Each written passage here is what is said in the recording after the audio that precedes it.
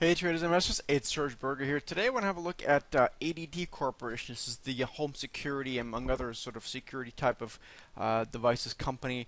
Um, and you can see shares of this company have uh, pretty much seen kind of everything that a stock could see within a relatively short period of time of being a public traded company.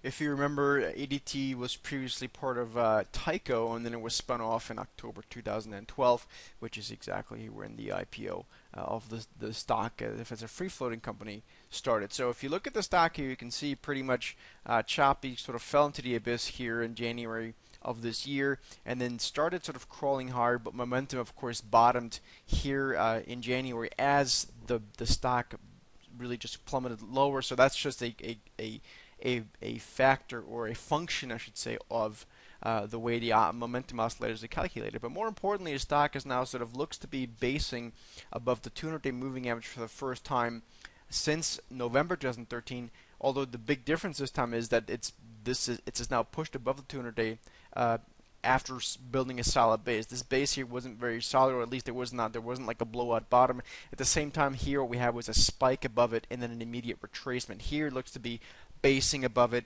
in a much more, I should say, sort of constructive manner. If you want to look at this through a technical lens even more, you'll note that the trading range here over the past few weeks has been increasingly tightened. I mean, it's like ridiculously tight, and this does favor a move ultimately above, say, 37.50 or so, which would be a breakout, and that could get the stock moving towards the $40 area.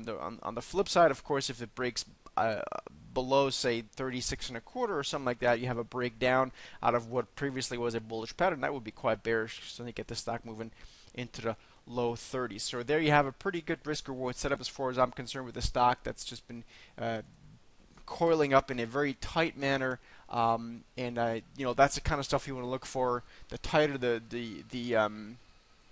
the pattern, usually the more powerful the ultimate break in either direction. So that's the kind of stuff we look for also in the Steady Trader Trade Alert service. Hope this makes sense, guys. If you got any questions, as always, you can hit me up on Twitter. My Twitter handle is Steady Trader, and I'll see you in the next video.